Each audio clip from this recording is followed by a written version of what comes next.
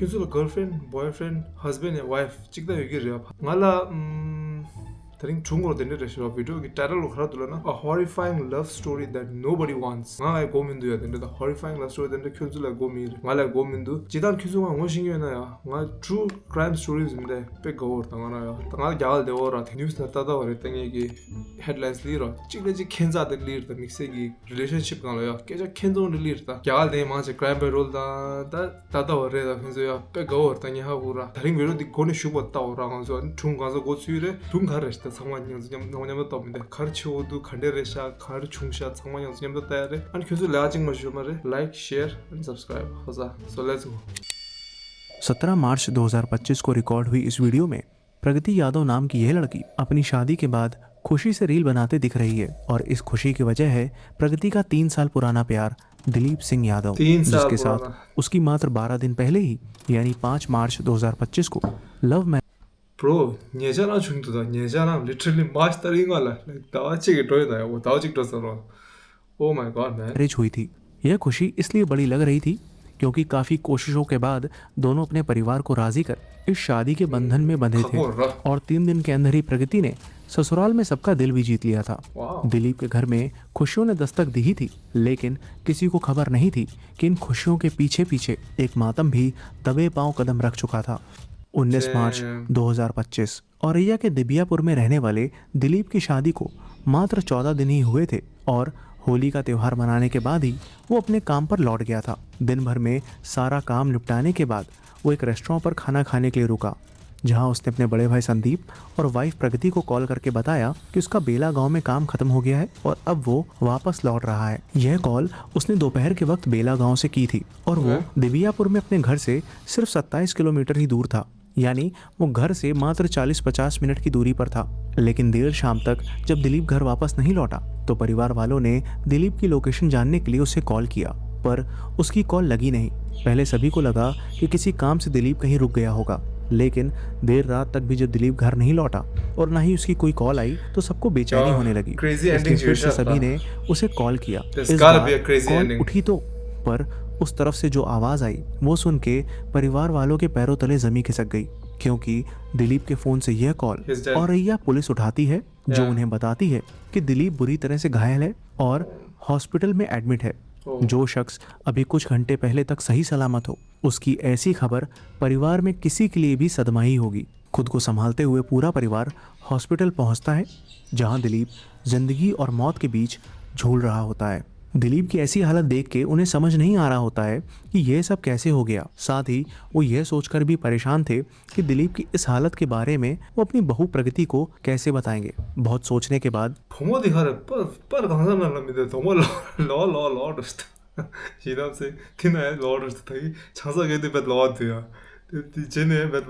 कि दिलीप की इस हालत के बारे में वो अपनी बहू प्रगति को कैसे बताएंगे। बहुत सोचने के बाद बड़ी हिम्मत जुटा आखिरकार वो प्रगति के घर वालों को दिलीप के इस हादसे के बारे में बताते हैं। प्रगति जैसे ही ये खबर सुनती है, उसके ऊपर पहाड़ टूट जाता है। प्रगति का रो रो के बुरा हाल होने लगता है। उसके घर वाले उसे संभालने की पूरी कोशिश करते हैं, पर उसके आंसू रुकने का नाम नहीं ले रहे होते हैं। वो कैसे भी प्रगति की हिम्मत बांधते हुए उसे हॉस्पिटल लेकर आते हैं, जहाँ दिलीप एडमिट था। दिलीप को हॉस्पिटल में ऐसी हालत में देख प्रगति बुरी तरह से फूट फूट कर रोने लगती है। यह मंजर इतना दर्द भरा था कि उस वक्त हॉस्पिटल में मौजूद गैरों तक को तकलीफ हो गई, लेकिन काल अपनी चाल चल चुका था और समय के साथ दिलीप की हालत बद से बदतर होती जा रही थी। 2 दिन तक जिंदगी से जंग लड़ते लड़ते आखिरकार दिलीप मौत के मुंह में समा गया। 14 दिन पहले हुई शादी की खुशी अभी परिवार पूरी तरह से जी भी नहीं पाया था कि एक हादसे ने इस खुशी के 님은 줍시 장석에서 님은 줍시는 खाना your significant other in the chawana ता खने चाहिए समझना। That's crazy man। माहौल को मातम में तब्दील कर दिया था, लेकिन वहां मौजूद लोगों को इस बात की भनक तक नहीं थी कि दिलीप की मौत एक हादसा नहीं बल्कि एक सोची समझी साजिश थी, क्योंकि दिलीप की आई पोस्टमार्टम रिपोर्ट ने ऐसे खुलासे किए जो सच्चाई की परत को खोलते चले गए। रिपोर्ट के अकॉर्डिंग दिलीप के सर पर इतने गहरे वार किए गए थे कि उसका स्कल बुरी तरह से फ्रैक्चर्ड हो गया था। यही नहीं, इतनी चोट देने के बाद उसके सर पर पीछे से गोली मारी गई थी। इस अपराध को जिस तरह से अंजाम दिया गया था, उससे ये जाहिर हो रहा था कि यह कोई आम लूटपाट का केस नहीं था, बल्कि कोई गहरी साजिश थी जिसके तार एक ऐसे शख्स से जुड़े थे जो उन्हीं के परिवार में मौजूद था। Welcome to the show. My name is Shashwat and you are watching The shocking case of Auraiya अपने ही murder. फैमिली नाल यूर लेजा औरैया डिस्ट्रिक्ट का रहने ससुर वाला नामी ना हो रही और 21 साल का दिलीप सिंह यादव अपने 3 भाई संदीप, अक्षय और सचिन के साथ मिलकर अपने पिता सुमेर सिंह यादव के शुरू किए हुए हाइड्रा और क्रेन के कारोबार को आगे बढ़ा रहा था। पिता सुमेर क्या उम्मीद लो नहीं जाजिर था 21 साल का, बाप रे क्रेजी होती है। अपने पिता सुमेर सिंह यादव के शुरू किए हुए हाइड्रा और क्रेन के कारोबार को आगे बढ़ा रहा था। पिता सुमेर सिंह यादव के पास 12 हाइड्रा मशीन और 10 क्रेन्स थी और उनका काम यूपी के 4 डिस्ट्रिक्ट्स में फैला हुआ था। पैसों से धनी यह परिवार अब खुशियों के रंग में भी रंगने वाला था, क्योंकि 5 मार्च 2025 को दिलीप की शादी फफूंद की रहने वाली प्रगति यादव के साथ होने वाली थी। 12th स्टैंडर्ड तक पढ़ी प्रगति यादव कोई और नहीं बल्कि दिलीप के बड़े भाई संदीप की साली थी, जिसके साथ वो 3 साल से रिलेशनशिप में था। लेकिन अपने परिवार को इस शादी के खातिर मनाने के लिए दिलीप को बहुत पापड़ बेलने पड़े थे, क्योंकि पहले तो उसके परिवार को इस रिश्ते के बारे में कोई भनक नहीं थी और इसी वजह से वो दिलीप के लिए लड़की देख रहे थे। लेकिन जब उन्हें इस रिश्ते के बारे में पता चला तो उन्होंने इससे इनकार कर दिया। वो नहीं चाहते थे कि एक ही परिवार की 2 बेटियां उनके घर में बहू बनकर आएं। बट प्रगति ने दिलीप से कह दिया था कि चाहे जो हो जाए वो शादी करेगी तो सिर्फ दिलीप से, और दिलीप भी यही चाहता था। आखिरकार दोनों की जिद के आगे सभी परिवार वालों को झुकना पड़ा और उनकी खुशी की खातिर वो इस शादी के लिए राजी हो गए। फाइनली 5 मार्च 2025 को दिलीप और प्रगति सभी रीति रिवाजों के साथ शादी के बंधन में बंध गए। इस शादी से प्रगति और दिलीप दोनों बहुत खुश थे और प्रगति ने अपने प्यार और व्यवहार से 3 दिन में ही घर में सबका दिल जीत लिया था। पूरा परिवार प्रगति और दिलीप के लिए बहुत खुश था। क्या होता था फमुदी साथे फमुदी डोते था पैर नवाती के। लेकिन प्रगति और दिलीप के साथ जो होने वाला था वो शायद ही किसी ने सोचा भी होगा। हिंदू रीति रिवाज के मुताबिक शादी के चौथे दिन यानी 9 मार्च 2025 को प्रगति अपने मायके चली जाती है। वहीं दिलीप परिवार के साथ होली का त्योहार मना 19 मार्च को काम पर लौट जाता है। दिलीप बेला गांव में सारे काम खत्म करके वापस घर लौट रहा होता है और यह बात वो कॉल कर अपने भाई और वाइफ प्रगति को भी बता देता है। जहां एक तरफ दिलीप के घर वाले उसका इंतजार कर रहे होते हैं, वहीं पलिया गांव के पास गेहूं के खेत में 2 गांव वालों को अधमरी हालत में एक आदमी पड़ा मिलता है। उसे मरा हुआ सोचकर वो दोनों डर के मारे वहां से भाग जाते हैं और बाकी गांव वालों को इकट्ठा कर उस जगह लेकर आते हैं। उस आदमी को बुरी हालत में देख गांव वाले तुरंत इस घटना की सूचना पुलिस तक पहुंचाते हैं, जो वहां फौरन एम्बुलेंस को साथ लेकर पहुंचती है। मेडिकल स्टाफ जब उसे चेक करता है तो उसकी सांसें अभी भी चल रही होती हैं, इसलिए बिना कोई देरी किए वो उसे एम्बुलेंस से तुरंत हॉस्पिटल लेकर जाते हैं और उसका इलाज शुरू करवाते हैं। पुलिस मामले की तहकीकात शुरू ही करती है कि उस आदमी की जेब से मिला फ़ोन बजने लगता है। पुलिस जब फ़ोन रिसीव करती है तो कॉल के उस तरफ कोई और नहीं बल्कि दिलीप के परिवार वाले होते हैं। दिलीप के घर में कोहराम मच जाता है और सभी भागते हुए हॉस्पिटल पहुंचते हैं, जहां उसकी हालत देख हॉस्पिटल में रोना पिटना शुरू हो जाता है। तभी डॉक्टर पुलिस को इन्फॉर्म करते हैं कि किसी ने दिलीप के सर पर गहरे वार किए हैं और उसे गोली भी मारी है। शुरुआत में पुलिस इसे एक एक्सीडेंटल केस मानकर चल रही थी, पर सर में बुलेट का मिलना पुलिस को एक बड़ी साजिश की ओर इशारा कर रहा था। यानी पहले दिलीप को बेरहमी से पीटा गया था और फिर उसे गोली मार दी गई थी। इसी वजह से पुलिस जब दिलीप के परिवार से पूछती है कि क्या दिलीप की किसी के साथ दुश्मनी थी, तो वो इस बात से इनकार करते हुए कहते हैं कि उनका लड़का बहुत सीधा था और वो सिर्फ अपने काम से मतलब रखता था। ना ही उसका किसी से कोई झगड़ा था और ना ही कोई डिस्प्यूट। खुद को संभालते हुए दिलीप की फैमिली मामले की जांच के लिए एफआईआर दर्ज करवाती है। रिपोर्ट दर्ज होने के बाद पुलिस अपनी इन्वेस्टिगेशन शुरू करती है, लेकिन दिलीप की कंडीशन इतनी सीवियर थी कि सिर्फ 2 दिन बाद यानी 21 मार्च 2025 को वो जिंदगी की जंग हार जाता है। 15 दिन पहले जिस घर में शहनाइयाँ बज रही थी, आज उसी घर में चारों तरफ चीख पुकार और मातम का माहौल था।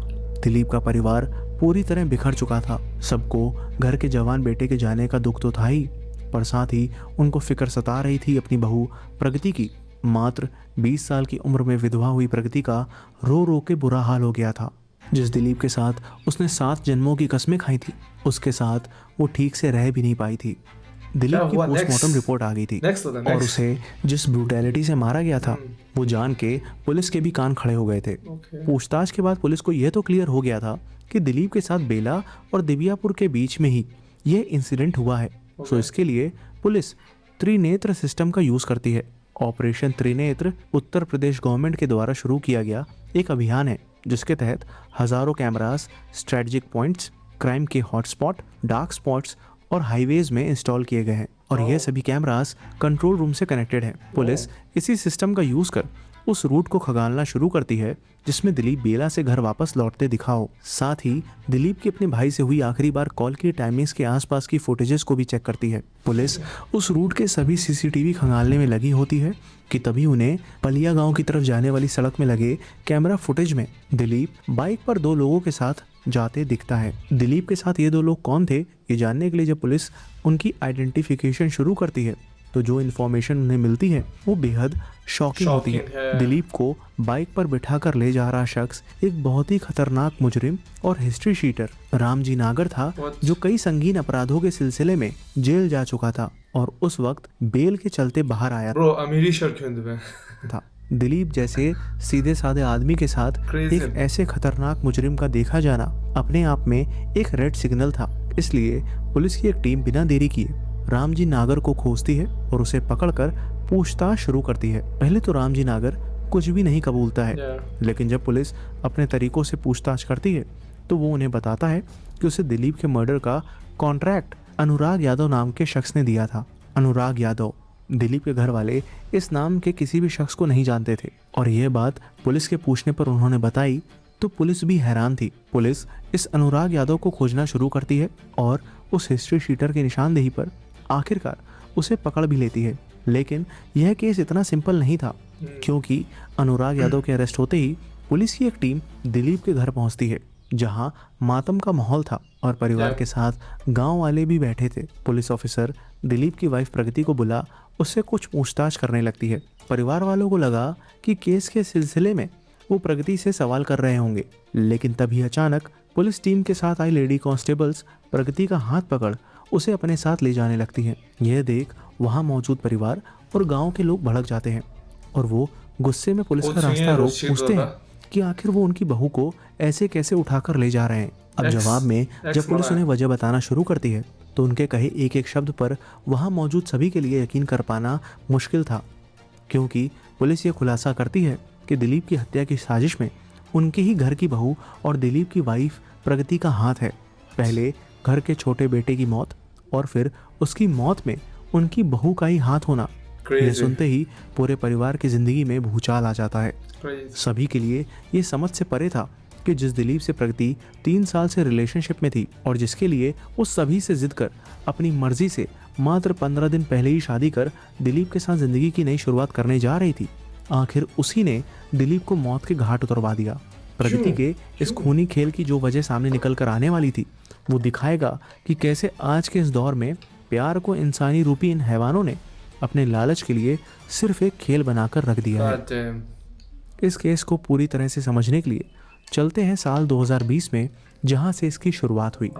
साल 2020 फफून की रहने वाली प्रगति के घर से सिर्फ 100 मीटर दूर ही अनुराग यादव रहता था।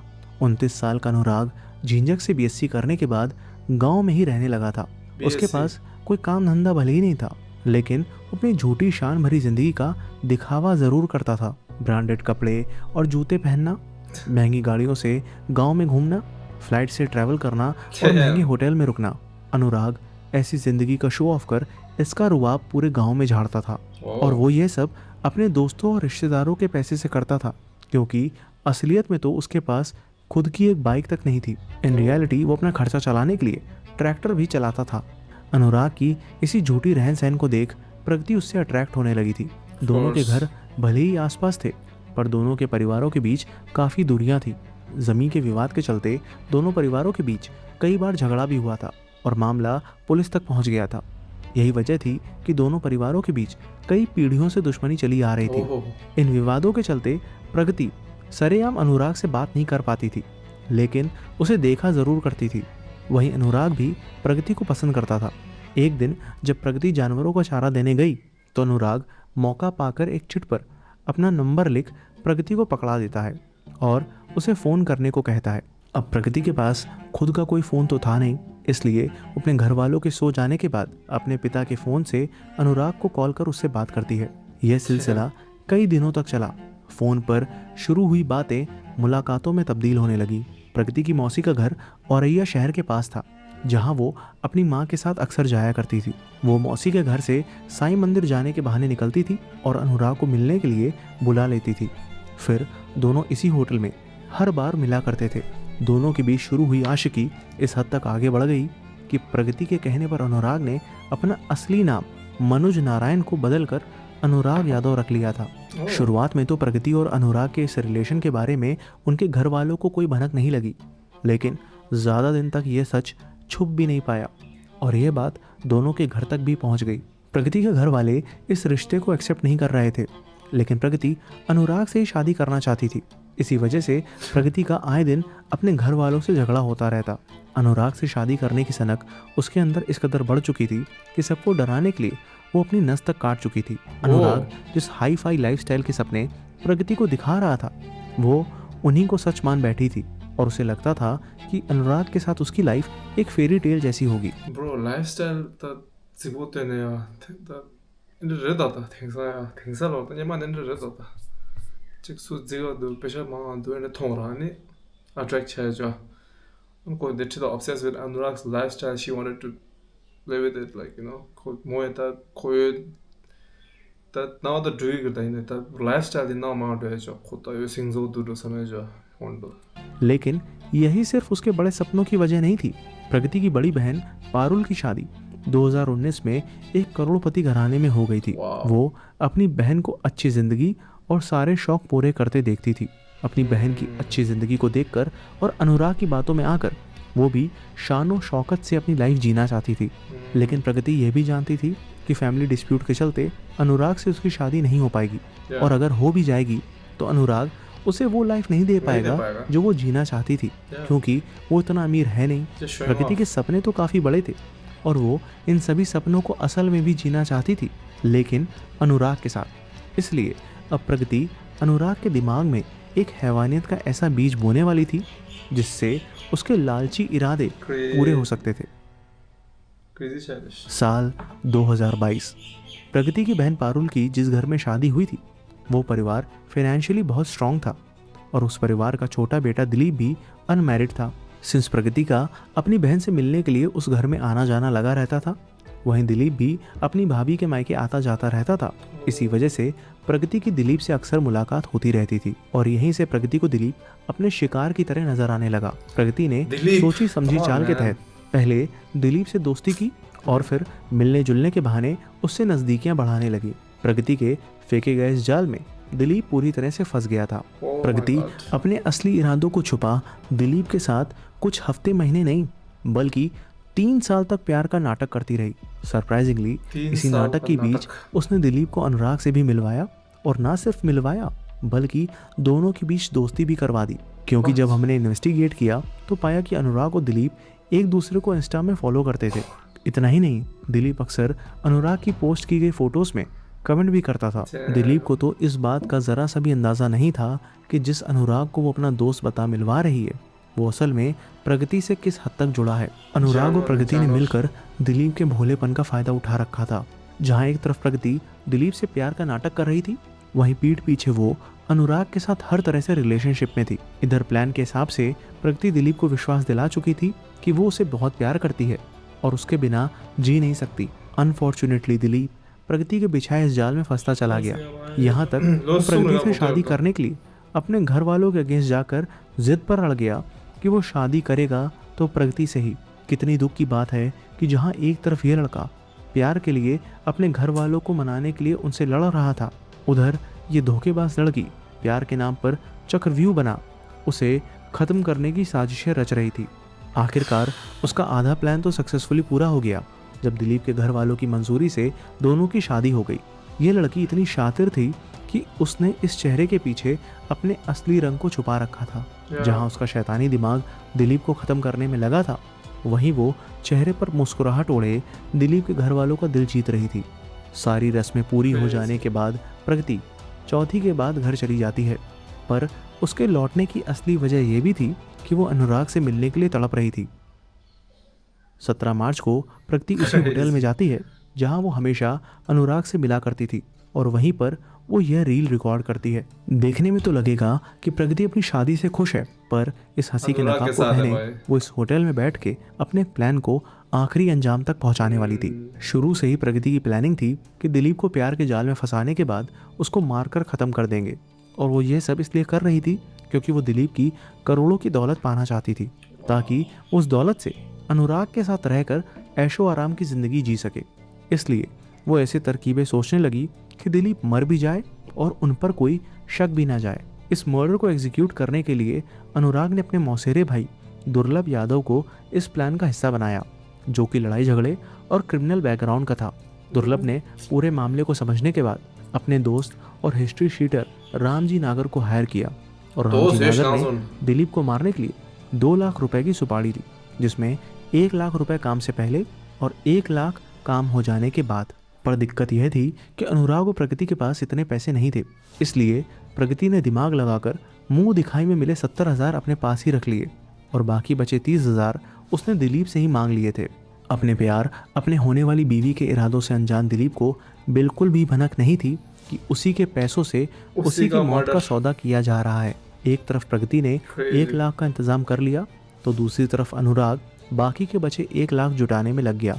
मर्डर कॉन्ट्रैक्ट के पूरे पैसे इकट्ठा हो जाने के बाद अब इस साजिश में 5 लोग शामिल हो गए थे, जिसमें अनुराग, प्रगति के अलावा दुर्लभ यादव, हिस्ट्री शीटर रामजी नागर और उसका दोस्त शिवम यादव था।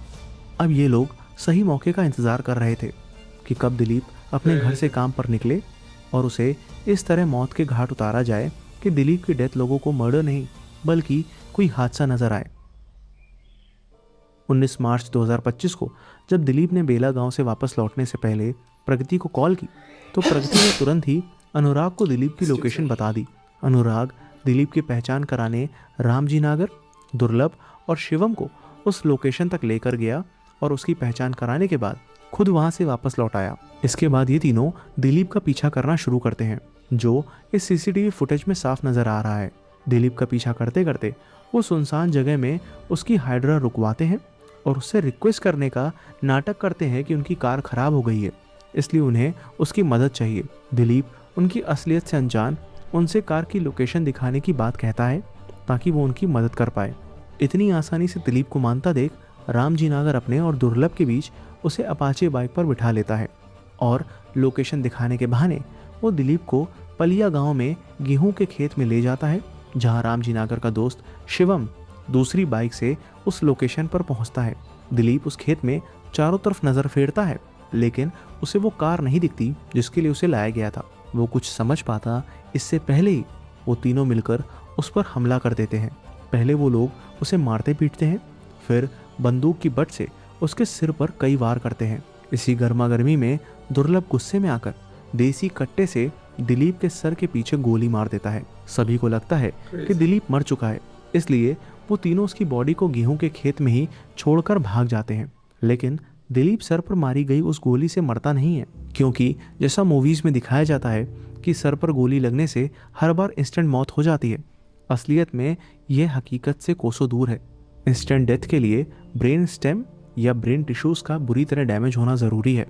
इस केस में दिलीप को जिस कट्टे से मारा गया था उसमें .315 बोर की बुलेट का यूज़ हुआ था, जो लीथल तो होती है लेकिन उसमें मिलिट्री ग्रेड वेपन्स जैसी प्रिसीजन और पावर नहीं होती है।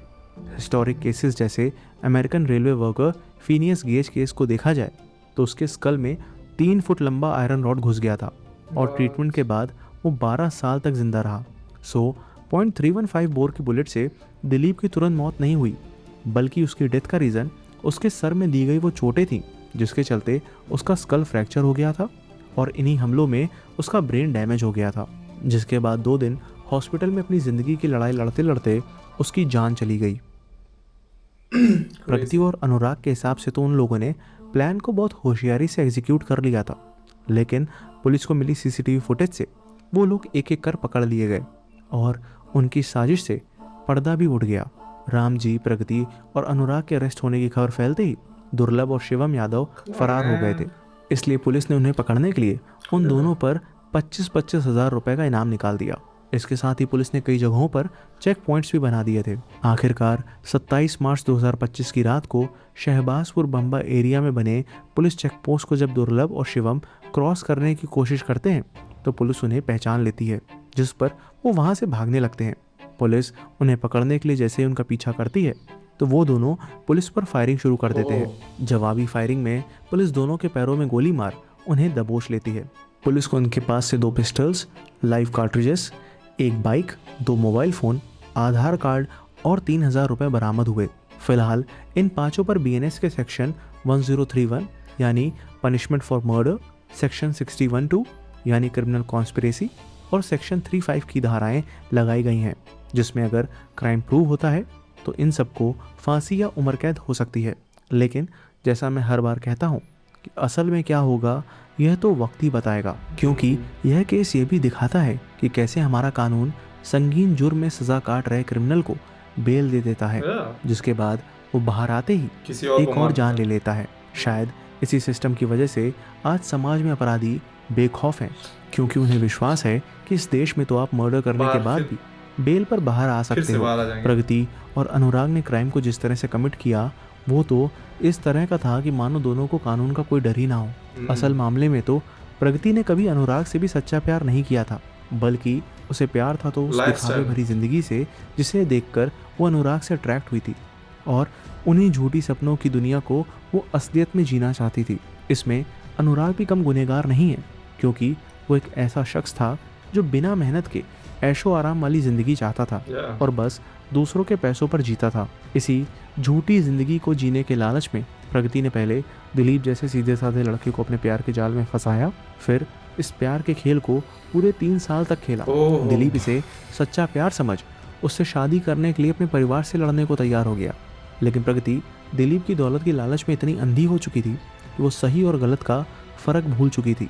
उसे इतना भी ख्याल नहीं आया कि वो अपनी बहन के घर को ही बर्बाद कर रही है और अपनी बहन की भी ज़िंदगी वो नरक बना रही है। और आखिर में इस केस ने एक बार फिर ये साबित कर दिया कि जब मोहब्बत के नाम पर लालच पैदा होती है तो सिर्फ दिल नहीं, जिंदगियां बर्बाद होती हैं।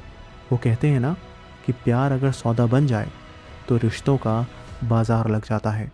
अगर आप क्राइम केसेस ऑडियो फॉर्म में सुनना पसंद करते हैं तो आप स्पॉटिफाई पर लग जाता है। प्यार अगर सौदा बन जाए तो रिश्तों का बाजार लग जाता है। वाह, ending nice ending.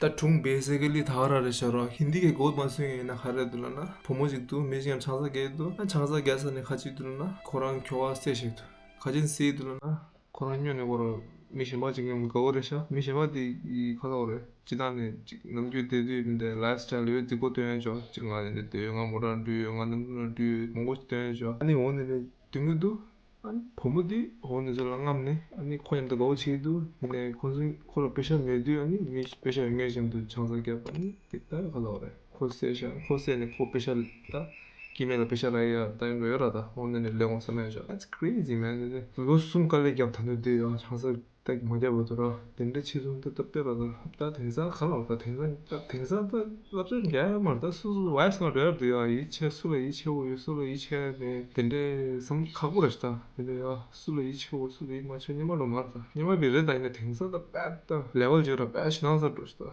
You know what I'm saying? So 언제나 내가 수수 가오다 girlfriends or boyfriends or 수는 가르면 체디서 딱 체디 차디 뮤직 투디인데 쌉싸에 쇼 벤지를 잡아서 때워는데 딴 디라 레일은 돼죠. 근데 말다 last option 레일은 돼죠. 뭐지 뭐 싶어서 언제나 guys I think video 이 좋아지면 like, share, subscribe 신청해 주시지 아니 comment like something okay see you in the next video with another true crime. How's that? So peace out.